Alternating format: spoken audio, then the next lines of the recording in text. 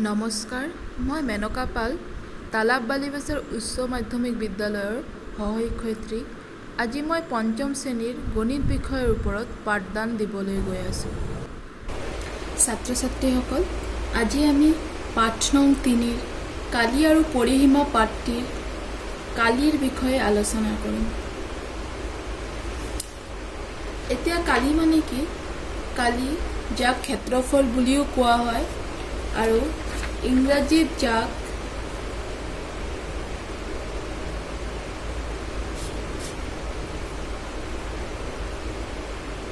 ক্ষেত্ৰফল বুলিও কোৱা হয় আৰু ইংৰাজীত ইয়াক কোৱা হয় এৰিয়া।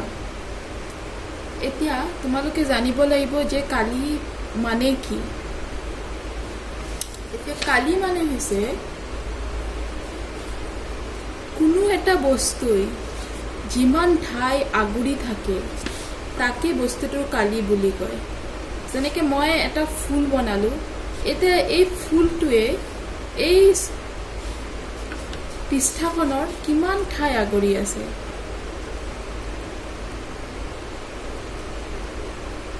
যিমান ঠাই আগুৰি আছে সেই আগুৰা ঠাইখনে হ'ব ফুলটোৰ কালি। কালিৰ মান সদায় বৰ্গ এককত লিখা হয়। এতিয়া তোমালোকে কোনো এটা বস্তুৰ কালি কেনেকৈ ওলাব লাগে তাৰ বিষয়ে জানিব লাগিব যে এই আয়তটোৱে কিমান ঠাই আগুৰি আছে, আমি কেনেকৈ ওলাম।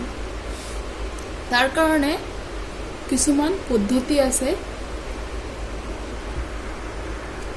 এতিয়া আয়তৰ কালি কেনেকৈ ওলাবা সেইটো মই দেখাইছোঁ, চাই যোৱা।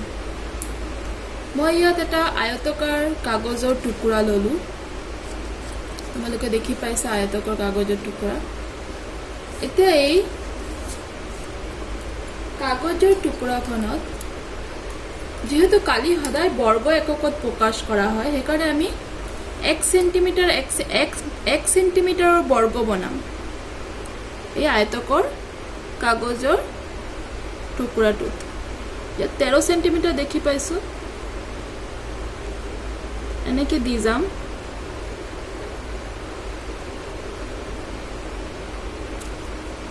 এনেকুৱাকৈ বনাই যাম। তোমালোকে দেখি পাইছা মই 1 চেণ্টিমিটাৰকৈ ইয়াত বৰ্গ বনাইছোঁ। যিমানটো বৰ্গ জুৰিছে সিমানটো বৰ্গ বনাইছোঁ। এতিয়ালৈ তোমালোকে ইয়াত কাউণ্ট কৰিব লাগিব যে এই আয়তকৰ কাগজৰ টুকুৰাটোত কিমানটা বৰ্গ স্থান লৈছে। এতিয়া কাউণ্ট কৰি যাওঁ, আমি চাওঁ কিমানটা বৰ্গ আছে ইয়াত।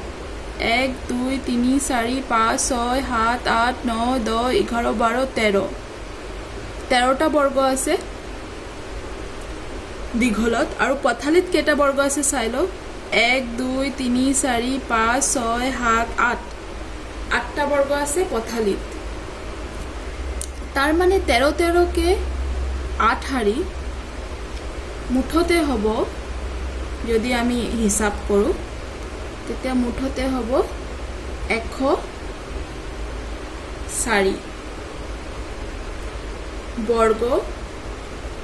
104টা বৰ্গ আৰু বৰ্গবোৰ আমাৰ চেণ্টিমিটাৰত আছিলে, তো আমি 104 বৰ্গ চেণ্টিমিটাৰ বুলি লিখিম।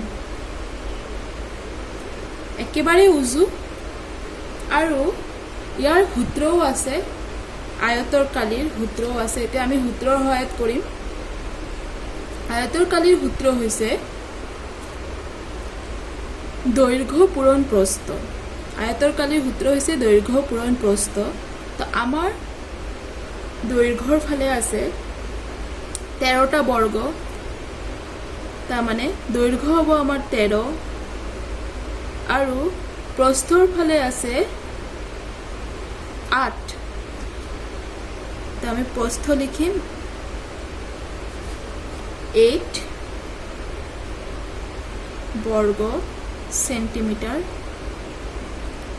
13 8 গুণ 104 হয়। এনেকৈ আমি আয়তৰ কালি ওলাম। ঠিক তেনেকৈ আমি বৰ্গৰ কালি ওলাব পাৰি। মোৰ ওচৰত আৰু এটা বৰ্গাকাৰ কাগজৰ টুকুৰা আছিলে আৰু মই এখন 1 সেন্টিমিটাৰকে বৰ্গ বনাই ললোঁ। তোমালোকে জানে বৰ্গ যাৰ চাৰিওটা বাহু আৰু চাৰিওটা কোণ সমান, তাৰমানে সব ফালে দৈৰ্ঘ্য প্ৰস্থি বুলি কথা নাথাকে, সব ফাল সমান থাকিব। তো আমি এতিয়া কাউণ্ট কৰোঁ কিমানটা বৰ্গ আছে। 1 2 3 4 5 6 7। এইফালে যদি 7টা আছে এইফালেও 7টা থাকিব লাগিব, এইফালেও 7টা আৰু চাৰিওফালে 7টা থাকিবলৈ, তেতিয়াই ই এটা বৰ্গ হ'ব। আৰু আমাৰ চাৰিওফালে 7টা আছে, তো 7 গুণ কিমান হ'ব? 7 গুণ 49 হ'ব। তাৰমানে ইয়াত আমাৰ কিমানটা বৰ্গ আছে? 49টা বৰ্গ আছে। তো ইয়াৰ কালিও হ'ব, এই কাগজৰ টুকুৰাটোৱে 49টা বৰ্গ আগুৰি আছে। তো ইয়াৰ কালি 49। আৰু বৰ্গবোৰ যিহেতু সেন্টিমিটাৰত আছিল সেইকাৰণে আমি লিখিম 49 বৰ্গ সেন্টিমিটাৰ। এই বৰ্গটোৰ কালি হৈছে 49 বৰ্গ সেন্টিমিটাৰ। আয়তৰ কালিৰ নিচিনাকৈ বৰ্গৰ কালিও আমি সূত্ৰৰ সহায়ত ওলাব পাৰি। আৰু বৰ্গৰ কালিৰ সূত্ৰ হৈছে বাহু পূৰণ বাহু। তো আমাৰ বাহু গোটেইখিনি বাহু চাৰিওফালৰ বাহু সব 7 সেন্টিমিটাৰে আছিলে। তো 7 পূৰণ 7 বৰ্গ সেন্টিমিটাৰ। 7 × 7 কিমান হ'ব? 49 বৰ্গ সেন্টিমিটাৰ। একেবাৰে সহজ। আয়তৰ কালি আৰু বৰ্গৰ কালি যেনেকৈ ওলালোঁ, এতিয়া আমি ওলাম ত্ৰিভুজৰ কালি। মোৰ হাতত এটা ত্ৰিভুজৰ টুকুৰা আছে, কাগজৰ টুকুৰা, আৰু এইখন মই ধুনীয়াকৈ সেন্টিমিটাৰ আকাৰত ঘৰ বনাই ল'লোঁ বৰ্গ সেন্টিমিটাৰত। এতিয়া মই চাম যে ইয়াত কিমানটা পূৰ্ণ বৰ্গ আছে আৰু কিমানটা অৰ্ধ বৰ্গ আছে। একেবাৰে অলপ অলপ থকাবোৰ এৰি দিম, সেইবোৰ কাউণ্ট নকৰিম। ইয়াত মই যিবোৰ পূৰ্ণ বৰ্গ আছে, এইটো 4 ভাগৰ যিবোৰ 3 ভাগতকৈ বেছি আছে সেইবোৰ এটা বুলিয়ে ধৰি ল'লোঁ আৰু সেইবোৰ গোল দি গ'লোঁ। কেইটা গোল দিলোঁ? 1 2 3 4 5 6 7 8 9 10 11 12 13 14 15 16 17 18 19 20 21 22 23 24 25 26 27। মানে গোল দিয়াখিনি হৈছে পূৰ্ণ বৰ্গ। তো আমি পালোঁ পূৰ্ণ বৰ্গ কেইটা পালোঁ? 27টা পালোঁ। পূৰ্ণ বৰ্গ 27। আৰু ক্ৰছ দিয়াবোৰ হৈছে অৰ্ধ বৰ্গ, আধা আধা আমি যিবোৰ পাইছিলোঁ। তো আধা আধা কেইটা আছে? 1 2 3 4 5 6 7 8 9 10। অৰ্ধ বৰ্গ আছে 10টা।